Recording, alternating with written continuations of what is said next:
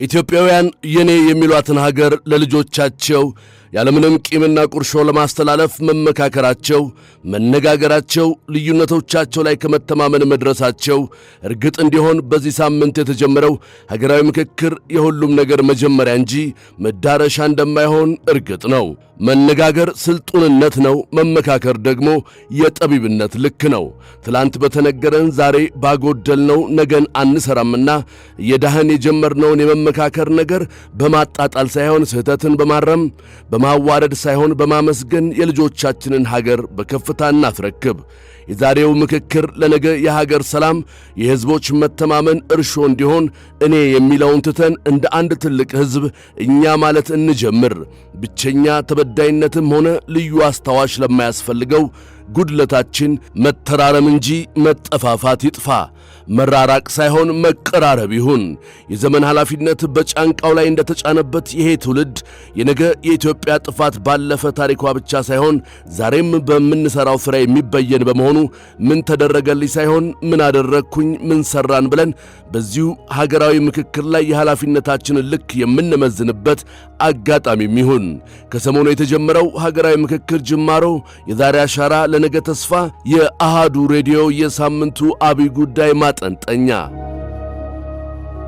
ለአራት ዓመታት በብዙ የተደከመበት ሀገራዊ ምክክር ከብዙ ጣውረዶች በኋላ መሠረታዊ ያላቸውን የሀገር ግንባታ፣ የመንግሥት አደረጃጀትና ቅርጽ፣ የፖለቲካ ሥርዓት፣ የፖለቲካ ውክልናና የምርጫ ሥርዓት፣ የተቋማት ግንባታ፣ የሕግ የበላይነትና የሰብአዊ መብቶች፣ የፌዴራል ከተሞች፣ የሃይማኖት ጉዳዮች፣ ታሪካዊ ቅሬታዎችና ዕርቅ፣ ማኅበራዊ ኢኮኖሚያዊ እንዲሁም የአርሶ አደሮችና አርብቶ አደሮች ጉዳይ፣ ሙስናና መልካም አስተዳደር ላይ እንዲሁም የሰላም ግንባታ ላይ በልዩነት መርጦ ለ30 ቀናት ዜጎች እንዲወያዩባቸው ለይቶ አቅርቧል።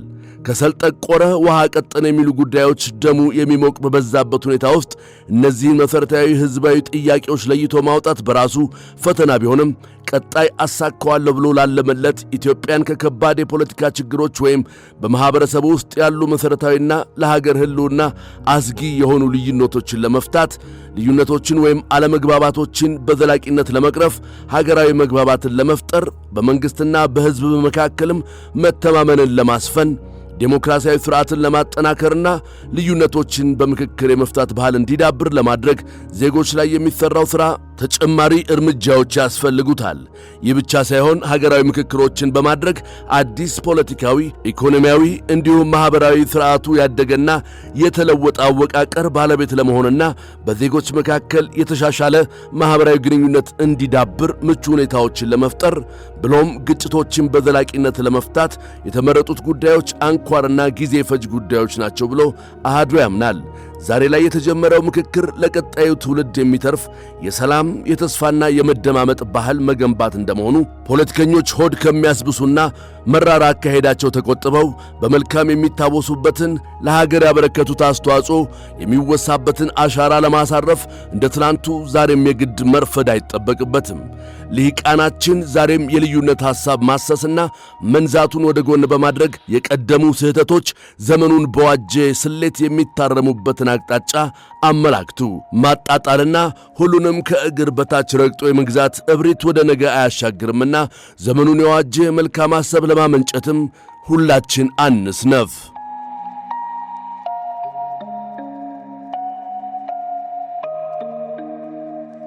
አዎ የእናንተን የጥፋት ሐሳብ ተከትለው የነጎዱና ዛሬም ድረስ ጭልጥ ካለው የጥላቻ ሐሳብ ያልወጡ የስልጡን ማኅበረሰብ ቁሳዊ አኗኗር የሚኖሩ ነገር ግን የአእምሮ ብስለት የጎደላቸውን ደቀ መዝሙሮቻችሁን ለሀገር የነገ ፍሬ ሲባል እንዲሰክኑ የድርሻችሁን የምትወጡም አላችሁ።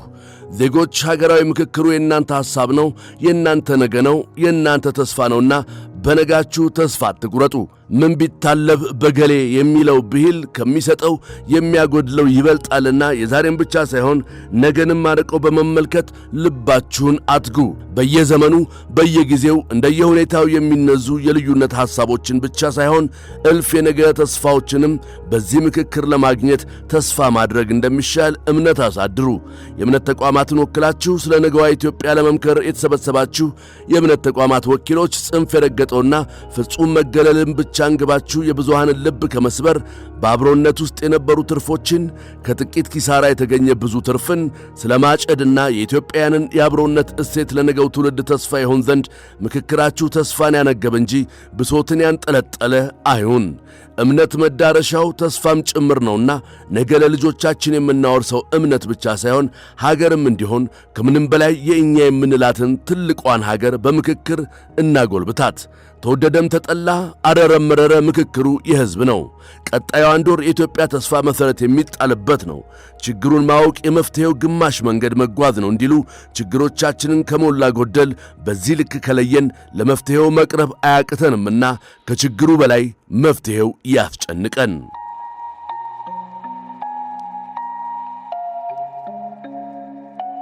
የዚህ ምክክር አንድ አካል መሆን አንድም ዕድለኝነት ነው፣ ሁለትም ደግሞ ታላቅ ሸክምን በጫንቃ ላይ እንደመሸከም ነው። ከምክክሩ የሚገኙ ውጤቶች ሰምረው ከወጡ እሰየው። በዚህ ታላቅ የታሪክ እጥፋት ሂደት ግን ሊሰሩ የሚችሉ ስህተቶች ወይም ጥፋቶች ደግሞ በተቃራኒው ለታሪክ ተጠያቂነት ይዳርጋሉና ለዚህ ነው ምክክሩ በማስተዋል እንዲታጀብ የምንጠይቀው። በሰላም እጦትና በመከፋት ከዚህ መልካም ጽዋ የጎደሉ ወገኖች የኢትዮጵያ ክፋዮች መጉደላቸው የሀገር መጉደል ነው ብሎ የሚያምነው አሃዱ እነዚህን ወገኖች ሀገራዊ ምክክር ኮሚሽኑ ጽዋ ሙሉ እንዲሆን ያኮረፈውም የተጎዳውም የሚካስበት ያልጠገገ ቁስሉ የሚጠግበት አማራጭ መፍትሄ ማበጀት ግዴታው የነገ የቤት ሥራ ሆኖ የተቀመጠ ነው።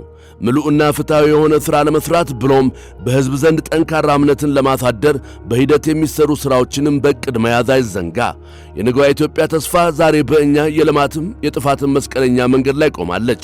ትላንት ከተደረገው ጥፋት በላይ ዛሬ የምናስቀምጠው አሻራችን ነገን ያደምቃልና ምክክራችን ግላዊ አይሁን። ከስሜት መደበላለቅ የጸዳ ነገን በሌላ ጥቀርሻ የሚጋርድብንና ድቅድቅ የምንገፋበት እንዳይሆን ዛሬን ማገዝ የሁሉም ዜጋ ድርሻ በመሆኑ የህብረት ክንዶች ይበርቱ። ኢትዮጵያውያን የኔ የሚሏትን ሀገር ለልጆቻቸው ያለምንም ቂምና ቁርሾ ለማስተላለፍ መመካከራቸው፣ መነጋገራቸው፣ ልዩነቶቻቸው ላይ ከመተማመን መድረሳቸው እርግጥ እንዲሆን በዚህ ሳምንት የተጀመረው ሀገራዊ ምክክር የሁሉም ነገር መጀመሪያ እንጂ መዳረሻ እንደማይሆን እርግጥ ነው። መነጋገር ስልጡንነት ነው፣ መመካከር ደግሞ የጠቢብነት ልክ ነው። ትላንት በተነገረን ዛሬ ባጎደልነው ነገን አንሰራምና የዳህን የጀመርነውን የመመካከር ነገር በማጣጣል ሳይሆን ስህተትን በማረም በማዋረድ ሳይሆን በማመስገን የልጆቻችንን ሀገር በከፍታ እናስረክብ። የዛሬው ምክክር ለነገ የሀገር ሰላም፣ የሕዝቦች መተማመን እርሾ እንዲሆን እኔ የሚለውን ትተን እንደ አንድ ትልቅ ሕዝብ እኛ ማለት እንጀምር። ብቸኛ ተበዳይነትም ሆነ ልዩ አስታዋሽ ለማያስፈልገው ጉድለታችን መተራረም እንጂ መጠፋፋት ይጥፋ። መራራቅ ሳይሆን መቀራረብ ይሁን። የዘመን ኃላፊነት በጫንቃው ላይ እንደተጫነበት ይሄ ትውልድ የነገ የኢትዮጵያ ጥፋት ባለፈ ታሪኳ ብቻ ሳይሆን ዛሬም በምንሰራው ሥራ የሚበየን በመሆኑ ምን ተደረገልኝ ሳይሆን ምን አደረግኩኝ፣ ምን ሰራን ብለን በዚሁ ሀገራዊ ምክክር ላይ የኃላፊነታችንን ልክ የምንመዝንበት አጋጣሚም ይሁን። ከሰሞኑ የተጀመረው ሀገራዊ ምክክር ጅማሮ የዛሬ አሻራ ለነገ ተስፋ የአሃዱ ሬዲዮ የሳምንቱ አብይ ጉዳይ ማጠንጠኛ